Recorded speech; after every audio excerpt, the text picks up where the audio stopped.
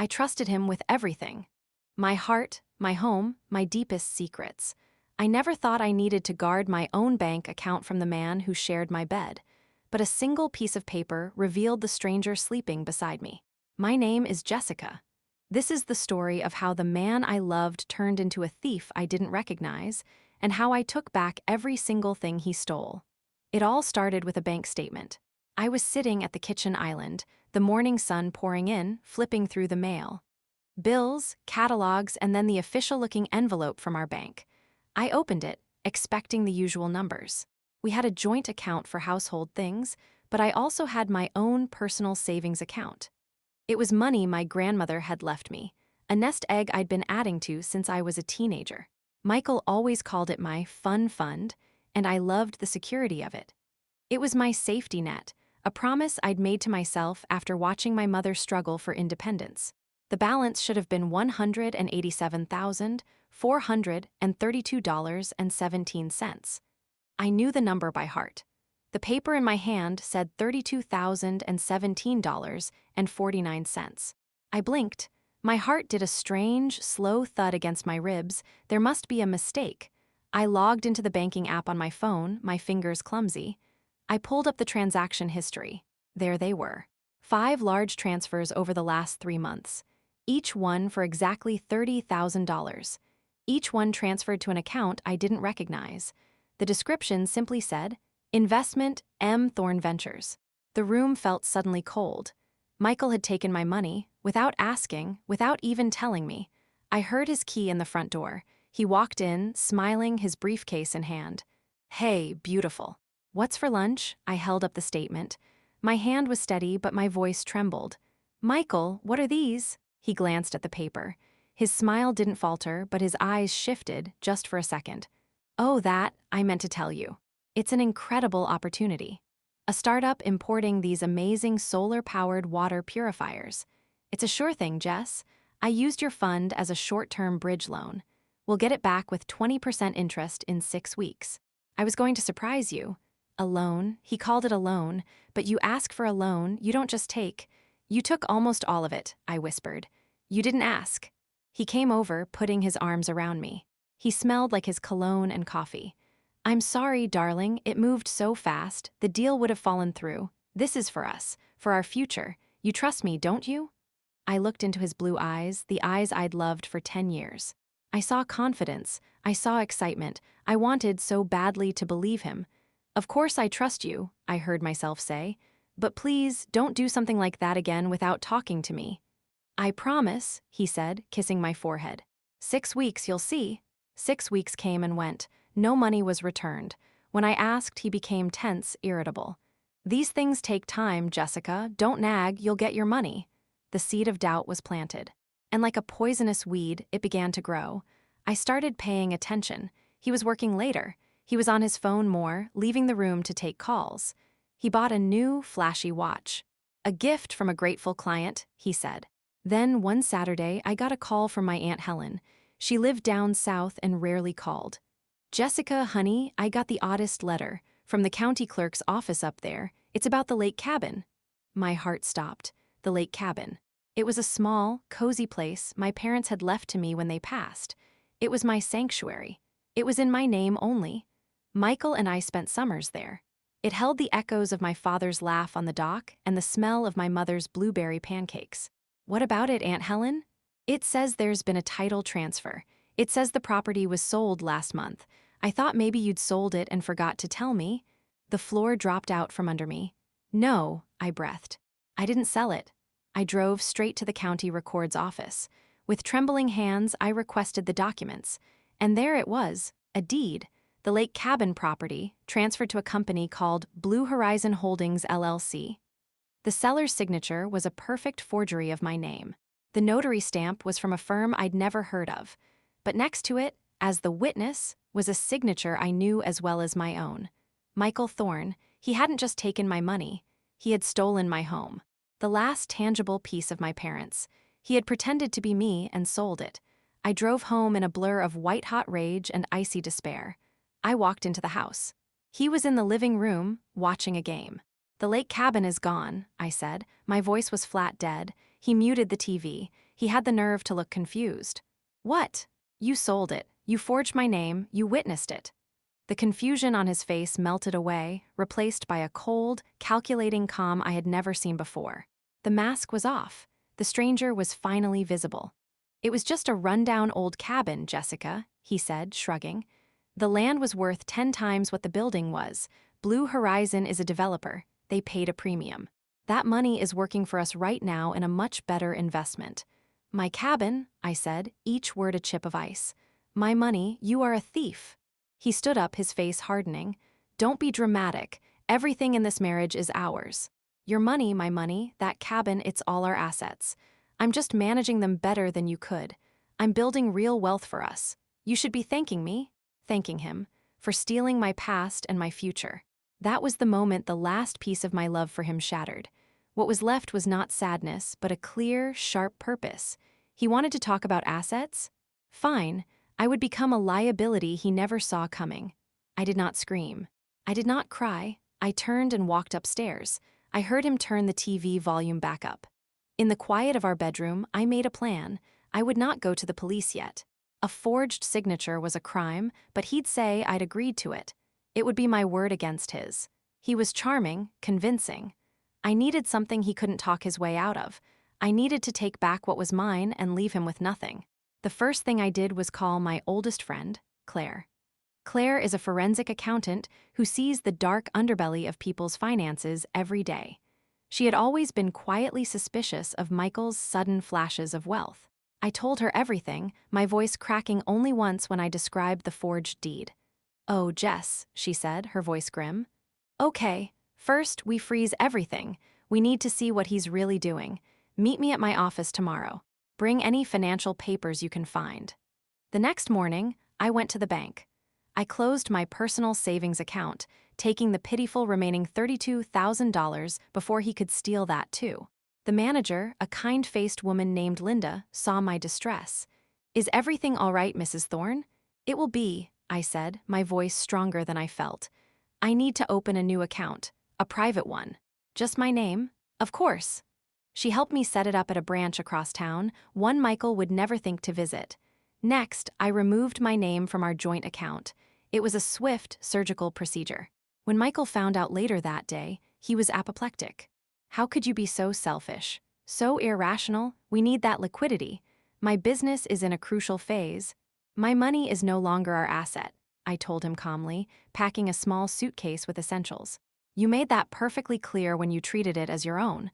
I'm staying with Claire for a few days. I need space." He raged, he pleaded, he tried to guilt me. I simply walked out, the slam of the door a period at the end of his sentence. Claire's office was a sanctuary of quiet order. She made me tea and got to work. She dug into Blue Horizon Holdings LLC. It was a shell company, barely a year old, registered in Delaware. Its registered agent was a lawyer we'd never heard of. But Claire, with her digital magic, followed a trail of paperwork through several other shell companies. It was like watching a master detective work. Blue Horizon had immediately sold the lake property to a real developer, Maple Grove Estates, for a huge profit. That profit, nearly $400,000, had been transferred not to our accounts, but into another company Michael controlled, one I'd never known about called Apex Logistics. "He's not just stealing from you, Jess," Claire said, spinning her monitor to show me a complex web of transactions. "His own business, Thorne Import Ventures, is in deep, deep trouble. Look here." She pointed to lines of red numbers. "He's been losing major clients for a year. He took out a second mortgage on the house 6 months ago. Did you know that?" I stared numb. "No. He's been using your money and the cabin money to plug holes, to make payroll, to keep up appearances. The new watch, the business trips, he's probably just in a cheap hotel near the airport, hiding from creditors. He's a house of cards." So that was it, the grand illusion. He was desperately trying to look like a successful businessman while he was going broke, and he was funding his act by robbing me. My nest egg, my family's legacy, was being used to pay for his ego. The coldness inside me solidified into a diamond-hard plan. My revenge needed to be financial. It needed to mirror his crime. He stole my security. I would annihilate his. He lied with forgeries. I would trap him with the truth. But to do that, I needed him to believe he had won. I needed him confident and greedy. After a week at Claire's, I returned home, playing the role of the contrite wife. I looked tired, I let my shoulders slump. I made him his favorite meatloaf, a recipe he loved from his mother. "Michael," I said, picking at my food. "I'm sorry I left, I overreacted.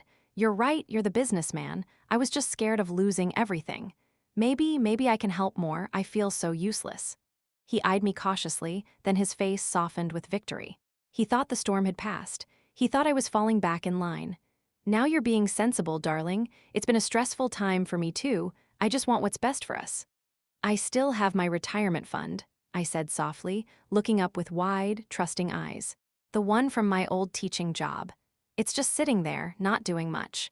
It's about $150,000. Maybe you could use it for one of your opportunities, to make up for me being difficult. A real investment this time?" I saw the greedy flicker in his eyes, the quick calculation. My teacher's pension fund. To a drowning man, it was a gleaming, solid lifeboat. "That's a brilliant idea," he said, reaching for my hand. "I have a can't-miss deal right now. A shipment of rare Italian leather. The profit margin is enormous. We could double your money in 60 days.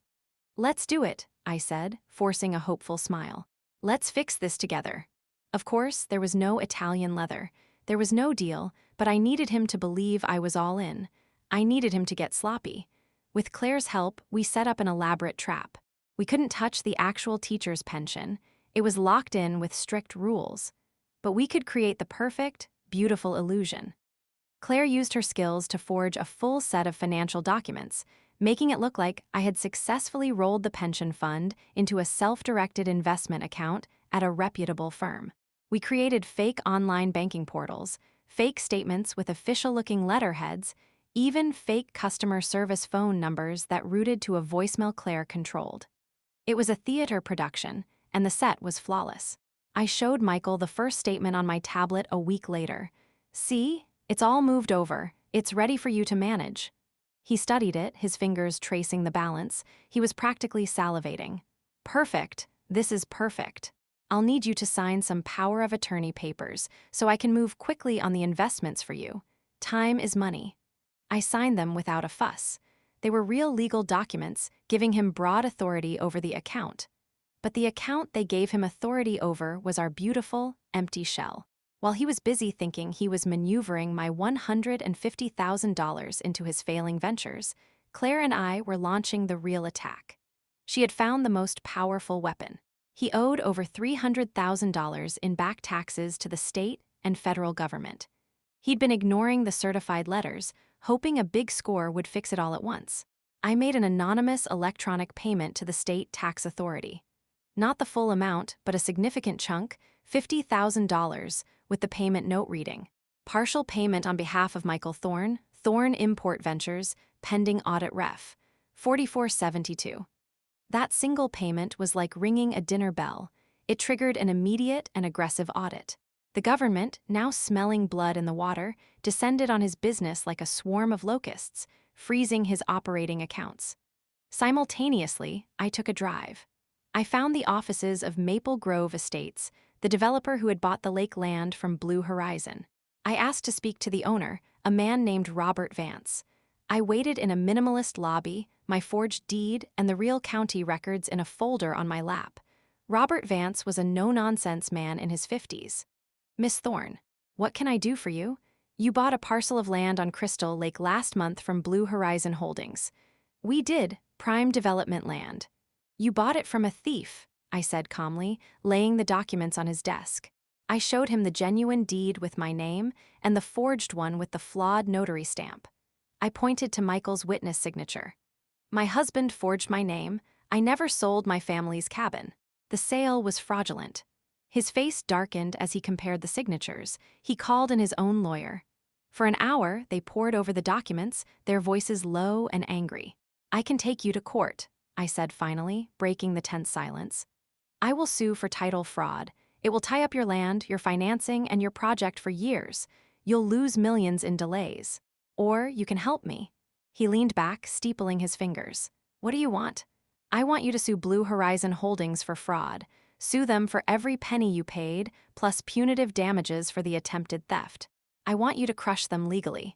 In return, I will sign a quitclaim deed to the property, making you the legitimate owner for a fair price. The same price you paid Blue Horizon. He was a businessman, not a criminal. He was furious at being made a pawn in Michael's scheme. You have a deal, Miss Thorne. My lawyers will file first thing tomorrow. The lawsuit was a sledgehammer. Served to Michael at his office, it demanded the return of the purchase price plus $2 million in damages for fraud and breach of contract. The walls were now closing in on Michael from two sides: the relentless tax audit and a massive public lawsuit.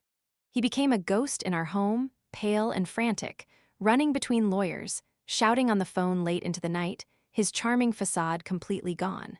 He came to me one evening, his hands shaking as he poured a drink. Jessica, I need that pension money now. Things are complicated. The lawyers need a $75,000 retainer just to start fighting the tax case. I need to access that account. Of course, I said sweetly, handing him a printed slip with the login details for the fake portal. It's all yours. Just do what you need to do to fix this. He logged in, saw the $150,000 sitting there, and immediately initiated a $75,000 transfer to his business account. The system gave him a confirmation number. He slumped in relief. Thank God, this will buy us some time. The transfer would, of course, fail in 24 hours due to insufficient funds. But the banking lag was my final window of opportunity. In that one precious day, I made my most devastating move. I dressed in my best conservative suit and walked into the sleek downtown headquarters of Vendetta Imports, the largest and most respected competitor to Michael's business. I asked to speak to the CEO, a woman named Eris Thorne, no relation, known for her ruthless brilliance. After a short wait, I was ushered into an office with a breathtaking view. Eris was sharp-eyed and impatient. You have 5 minutes, Miss Thorne. I have the complete client list, supplier contracts, shipping logistics, and debt schedule for Thorne Import Ventures, I said, placing the USB drive Claire had prepared on her desk. I also have proof of their massive, active tax audit and insolvency. Their 3 biggest clients are unhappy, and their contracts are up for renewal next month. They are about to jump ship. You can be there to catch them. She didn't touch the drive. Why would you do this? Because my husband is the owner. He stole my inheritance and sold my family home out from under me by forging my name. He is a fraud. I want his business to have the same value he left me with. 0. I'm not asking for money. I'm asking for you to make sure he never recovers. A slow, cold smile spread across her face. She picked up the drive. Consider it done. I sold her the information for $1 for legal purposes. What I received in return was worth millions to her and was priceless to me. The guarantee of his professional annihilation. Within hours, Vendetta Imports began calling Michael's top clients. The whispers were precise and deadly. We hear Thorne is under a massive tax audit. We've seen evidence of instability. We can offer you the same goods with more financial security. One by one, the clients called Michael, demanding meetings, expressing concern. I went home for the last time that evening. The house was a war zone of paper. Michael was on the living room floor, surrounded by legal filings and empty coffee cups, his tie loose, his hair standing on end. He looked up at me, his eyes wild and red-rimmed. The transfer failed, he screamed, throwing a bank notice at me. It skittered across the floor. Where is the money? The lawyers dropped me. The state is seizing the business accounts. My clients are leaving. What did you do? I stood over him, my own suitcase, packed weeks ago and hidden at Claire's, waited by the door. My voice was calm, a quiet knife in the chaos. There is no money, Michael. The account was empty, a fiction. Just like you left my savings account, just like you left the cabin. He stared, uncomprehending. The tax audit? I triggered it with a payment. The lawsuit from Maple Grove? I gave Robert Vance the evidence. Your client's abandoning you? I gave Vendetta Imports your entire playbook. Understanding dawned on his face, slow and horrible. It wasn't anger anymore. It was the terror of a man watching his entire world, a world built entirely on lies and theft, dissolve into dust around him. He wasn't just losing money, he was being unmasked. You ruined me. No, I said, walking to the foyer and picking up my suitcase. You were already ruined. You were just using my things, my history, my trust, to paper over the cracks. I simply took back what was mine and removed the curtain. Now everyone can see the truth. They can see you. I turned the handle of the front door. "You can't leave," he screamed, a desperate, broken sound. He scrambled to his feet. "I'm your husband. We're a team, for better or worse." I stopped and looked back at the stranger in the ruins of our life. "You stopped being my husband the first time you took my money and called it a loan. You were never on my team. You were just a thief in my house. And this," I gestured at the mess, "this isn't the worse I vowed to endure. This is the consequence you earned." I walked out, closed the door softly on his crumbling world, and never looked back. The aftermath was swift and brutal. Thorne Import Ventures declared bankruptcy within a month. The lawsuit from Maple Grove Estates bankrupted Blue Horizon Holdings. As part of my agreement with Robert Vance, I signed over the lake property for the original sale price. The money went directly into my new, secret account. It wasn't about the cabin anymore. It was about reclaiming its value from the hands of the thief. The divorce was a quiet, procedural affair. He had nothing left to fight for: no money, no property, no reputation. He signed the papers in a dingy lawyer's office, a shell of the confident man he'd pretended to be. His final words to me, scrawled on a sticky note his lawyer handed over, were, "You destroyed everything." I wrote back on the same note. "I only returned what was taken." Last I heard, he was living in a rented room, working a straight commission sales job for a struggling electronics wholesaler. The flashy watch was gone, likely sold to pay for groceries. As for me, I used a portion of the reclaimed money to buy a charming, slightly run-down bookstore in a coastal town 2 hours away. It's called The Next Chapter. It smells of old paper, fresh coffee, and the salty sea air. Claire helped me set up a bulletproof financial system. Every book, every shelf, every penny in the register is entirely, unquestionably mine. Sometimes, when I'm locking up at night, the bell over the door tinkling softly, I think about that bank statement. That simple piece of paper was not just a record of theft. It was a map. A map that led me into the heart of a lie, into the territory of a stranger I had called my husband. And the same map, followed with patience and cold resolve, also showed me the way out. It led me all the way here, to this quiet street by the sea, to this life of peaceful certainty. I am no longer Jessica, the victim, the loyal wife, the oblivious asset. I am Jessica, the owner, the architect. And this life, rebuilt with the bricks he tried to steal, is the best and only investment that truly matters.